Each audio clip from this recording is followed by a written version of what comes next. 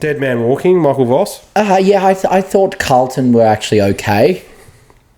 Not embarrassing.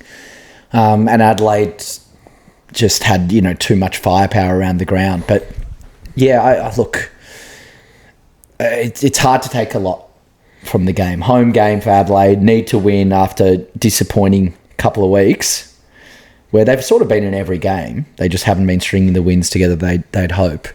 And Carlton, sort of playing for their coach's life, sort of kept him alive.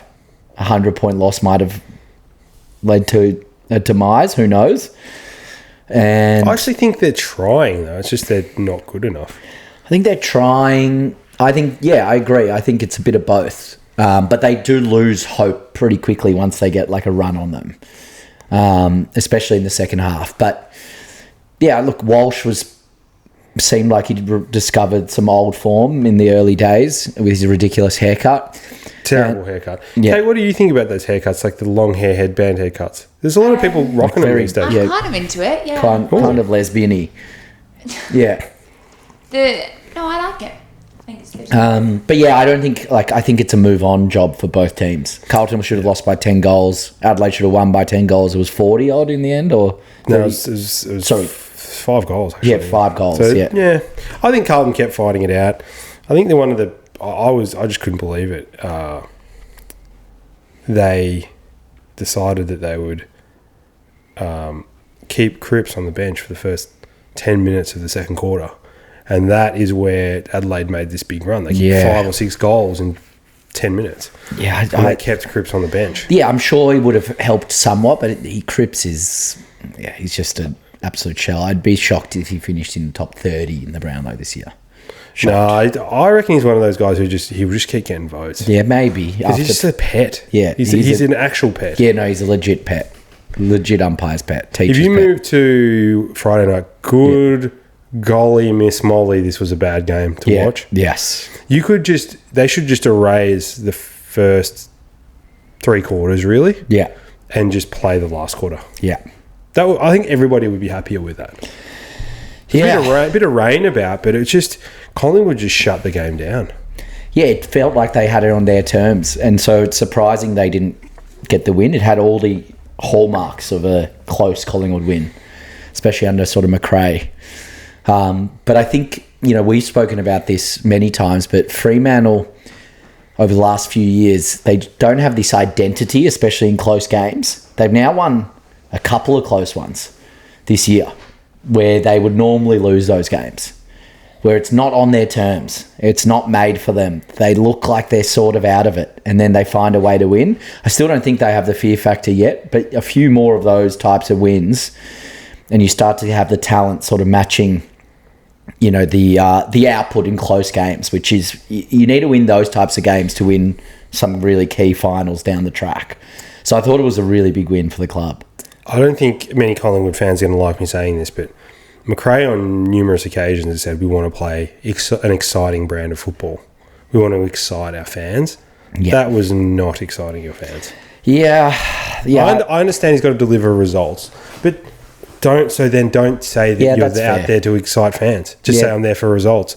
I'm fine if you're there for results, actually. Yeah. But don't piss down my back and tell me it's raining. Yeah. I think they're in a bit of no man's land, Collingwood, but it's sort of fine. Their last premiership isn't that far removed, nor is them competing in general. They just need to work out, like we sort of said last 2 weeks, where is this season actually going to go? Is it a 9th, 10th playoff season, or is it really still pushing hard for that top 5? Is there a team more reliant on one single person than Collingwood currently and Dacos? In the AFL, no. They are so reliant on Nick Dacos. It's not funny. Well, their best 3 players on the weekend: Crisp, 33. Yeah. Dacos, we know how good Dacos is, 23, 24, and then Pendle's 38. Yeah. They need to It's start. not good They need times. to start blooding some more midfield. That's a youth. problemo. Yeah, it is.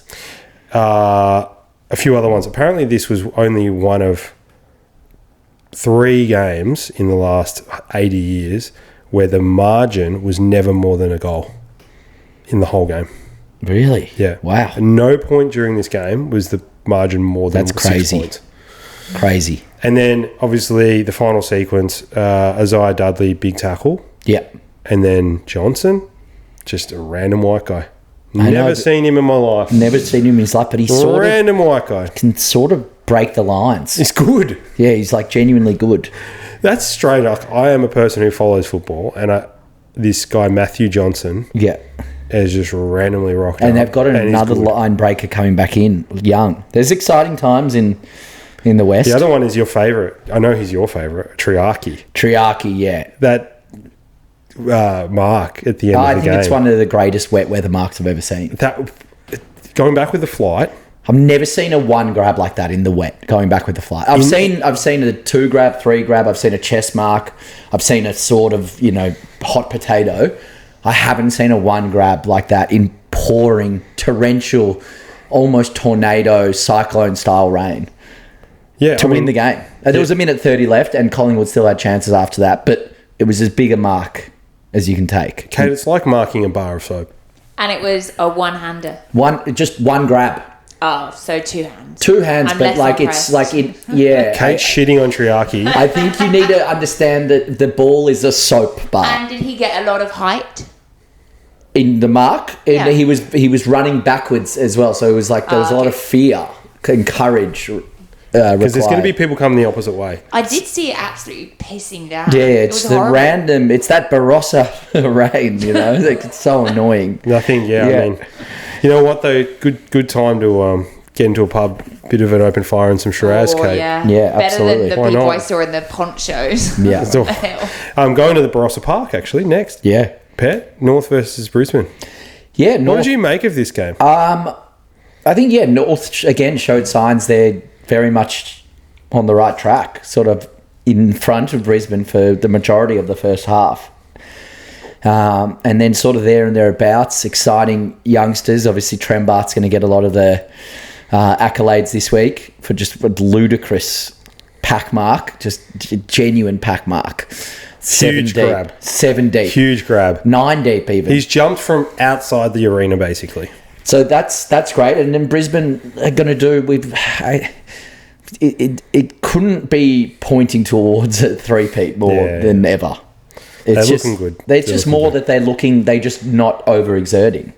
Yeah, they're just doing what it takes. Just doing what it takes. I don't think one thing is I only think they got out of like third gear maybe in the last 5 minutes of the game. They to did be this honest. against St Kilda. I think it was 2 weeks ago. Yes, at Marvel, 100%. But like they're going to do that all year. Yeah, and that's perfect because what you're doing by doing that is you're not busting your ass, you're not injuring yourself, you're just really just winding yourself up for September. Yeah, perfect. absolutely. One thing I'll take from this game though is that North were right there. They had their chances in the last quarter. To be honest, had 2 gilt-edged shots at goal, one from Harry Sheasel. Just missed. That would have taken them to just 4 points behind, and then it's kind of anybody's game at that point. But Brisbane's small forwards, I mean, their small to medium forwards are just so effective. Rayner, Bailey, Lohman. Yeah, it's incredible. They're just impossible to get on top of. Yeah. Obviously that Trembarth mark. I mean, Trembarth, let's not forget, Kate. Trembarth is in his 8th game of AFL. Yeah, it's His 8th impressive. game. And he just took one of the great pack grabs just you'll a ever launch. see. And the thing that makes a good pack grab is not that he definitely got good height, but it's also you collapse on top of everybody. So imagine, the Jenga tower, and then So you're safe, but everyone else. and then the is Jenga screwed. tower just goes psh, Yeah, it's and just impressive. becomes rubble. It's That's what the pack mark was. Not only that, had this big smile on his face when he was standing up, and he had time to pick up Nick Larkey, who was lying on the ground next to him having a laugh. What a moment for Big incredible. Tremmy. So well done Trembath. Now, Pet, most importantly, let's talk more deeply about this game, Bummers versus Melbourne. You know what? Just before you go, I was thinking about you this whole game. The reason why is because Bummers have obviously not had a good start to the year or end of last year, but playing against your potentially most hated side in the form of Melbourne. Oh man, I put my washing out. Yeah, it's pouring rain. Yeah, it was, and with no chance given. I think we were $4.80 So like rank outsiders, because Melbourne in, one of the hot form teams of the competition, just coming off a Gold Coast win. Yeah, I didn't know what to make of it. The start, we'd never start well, and we started all right, but then it looked like every other Essendon game. Melbourne got 3 goals ahead. We had simple errors. The class just started to look pretty obvious. And then that's when things changed. We kicked 2 goals against that flow to get down by only 2 points 2 or 4 at halftime. And then still there, I thought we'll lose by about 5 or 6 goals, but not too bad. And then, enter Archie Roberts wheeling onto his left, and everything just started to sort of be a slow motion movie from there.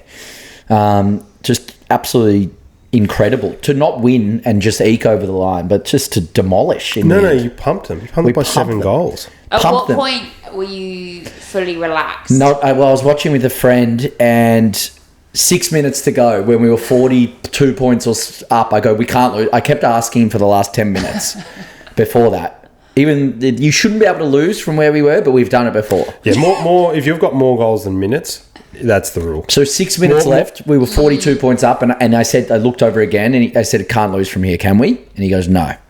But he already said that 5 minutes before, and I wasn't convinced. Yeah. And then after that, we just hit normally we would still give up 5 goals in 4 minutes to make it really panicky. And it just wasn't that. And it was, again, the exciting part for us was the effort was definitely better for sure, which is what sparked it. But I think as well, it was some of the players that we've been excited about either over the last year or 2 years that they were just brilliant. And 2 20-year-olds were our best players, Kako and Roberts, who got 42. Good times, mate. And Caddy played a good game. It's a good feeling, isn't it? Farrow is a star already, and he's 19. Day Wicks looked good. 37 years old. Day looked Archer. Day looked good. Like there was just all the youngsters looked good. Merritt had his.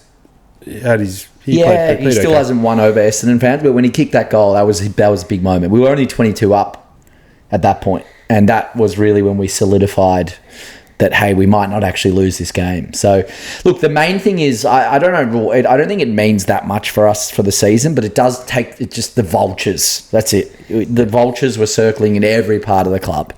Internally, the fans. Gives you a couple of weeks to just relax. It just gives you, it gives you a month, honestly, to just reset. And that can do wonders for hopefully some of the things we need to be doing in terms of player development, in terms of people believing as well. So really, that was the beauty of it. More broadly, obviously, this is a positive for Brad Scott. You not being a massive proponent of I think it was his first. It's not a good thing for you, right? No, it's his first good, well-coached game in a long time, I'd say. Through Langford back, through Peter Wright in the ruck, McGrath and Pickett. People are lauding it. Pickett's still dominated. McGrath's a horrific AFL player. I just need that to be very clear for the record. Ooh. He is a horrific AFL player, and he's our captain, which is just a shame. But those other moves were really big, and then I guess they somehow got. I feel like the effort though came from the fact that we did blood these youngsters that are going to be really good players. And hopefully, I don't know, a kick up the backside that maybe came at halftime of the Kangas game that then carried on into this week. What does this mean for Melbourne? It just means their fans can shut up for a bit. Their fans were talking about playing top 6. We could if things went our way, top 4. Shut up. So, that's the main thing it means is you don't have to hear your painful Melbourne fan start to tell you about, how they didn't realise they were going to be this good this quickly. That chat shuts up for another month. Yeah, we're talking about you, Daniel Andrew. So his name's David, but it's good. But in general, they're just such chirpy, annoying fans. Yeah, in between their cheese blue balls. Cheese on saladas. Probably not saladas. So now, they know as well. You've just lost to a bottom 2 team by 46 points. You're not making top 6. Just you don't have to They're talk still about thinking about wild card, I think. But which they You're allowed to think about wild card, but anybody's allowed to think about wild card. Stop hinting at these massive revivals. And I just think their game... I think the commentators, for one, summed it up pretty well during the game. It's a new coach, so you can excuse it. They didn't have a plan B. So they like a run and gun style. And we decided to, which is not... we haven't done this year, is we decided to hold on to the ball uncontested. So they didn't change anything.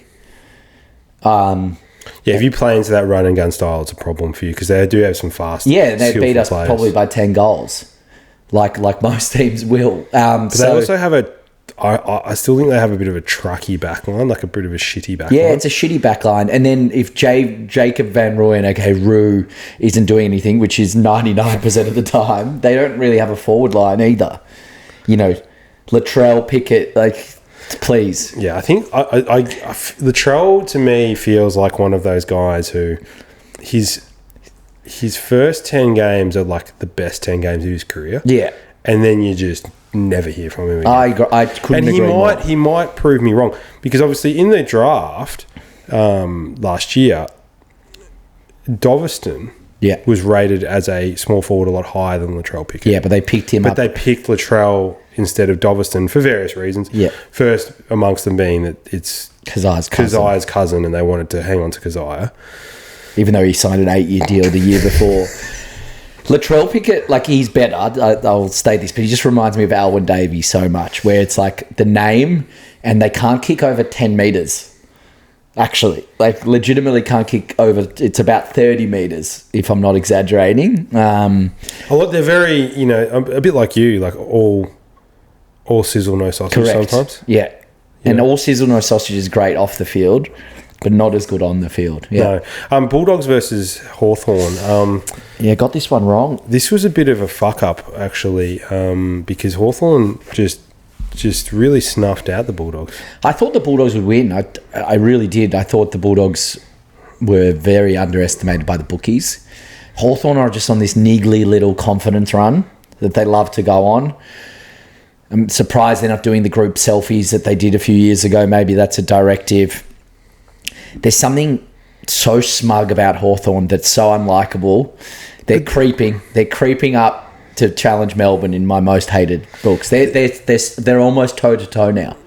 I've always found their fans very condescending. Yeah, they're smug. They're the smuggest fans in the league. And I know there are some Hawthorn fans that listen to this podcast. Smug. Hannah Savage. They are smug, and what the wizard, he is the leader of that smug brand, but they all do. Why does Connor McDonald have that little fucking rat tail? Why? Why does he have that rat tail? Why is Mavio He's a white guy with a rat tail pretending like he's not running hard so that he can look good for his TikToks or whatever? Why are all of them annoyingly a good kick? Their whole game plan works because they can all kick. But there has to be a game plan that just snuffs them out, which it has happened in most finals.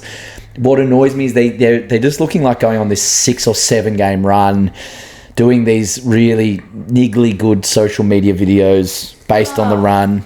I disagree. I think you're both going to cop a lot of backlash for this. Probably, but you know what they are? They're the team of the generic white guy. Yeah, and they've got so many generic white guys. So, They do. Kate, imagine you're in a video game, right? Yep. Yeah. And But that's not their fault. No. Sorry, all right. And imagine it's not their fault, but it is just reality, right? Yeah. Imagine you're at the start of a video game and you're starting a career mode, and you get the figurine that you're going to add things to make look like you. Yeah, that's all Hawthorn. The first figurine dude that you get is just all the whole Hawthorn team. Yeah, Ward, McDonald, random people they have and they look. I'll give them this. They play their system really well. I'm just looking forward to that system being shut down again at some point, which will happen. I actually don't know anyone in their midfield because they're all the same. Yeah. Ward. Yeah, it's just annoying. And Gunston is just a freak. I actually like Gunston. He's the only thing about Hawthorn I like. Yeah, everyone that still likes Gunston, but he's just Guinea.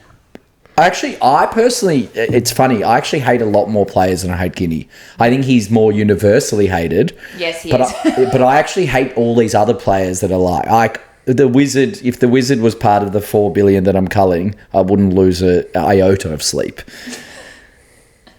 Anyway, look, Hawks, a very impressive win. Hawks currently the form team in the competition. Yeah, it's going to be rough the next little bit. I think they've got a good run at the MCG, I think, coming up. So. They should be top of the ladder at some point.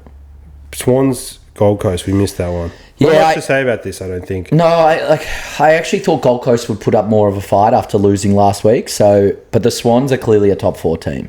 I think the top 3, I thought looked set, but you've sort of got Sydney and Brisbane pretty clearly up there. And then it's between Bulldogs, Hawthorn, Gold Coast, sort of feels like, to round out. I thought Gold Coast were going to be a Monty for top 4. Yeah, but now... The last 2 weeks has definitely cracked my confidence in them. Cats versus West Coast. I think West Coast actually did better than I thought they would. Yeah, I thought Cats win these games by 100 The first usually. half of this game, West Coast played really well. Yeah. So the Cats... I like West Coast. They're fun to watch now. They are a bit fun. Yeah, they are a bit fun. They kind of run and gun. They got some exciting youngsters. Yeah, and they get around each other. Reed, I do like they're sort of they're clearly going out together a lot. Yeah, I like Shanahan as well. Yeah, I like Shanahan as well. Big, tall dude.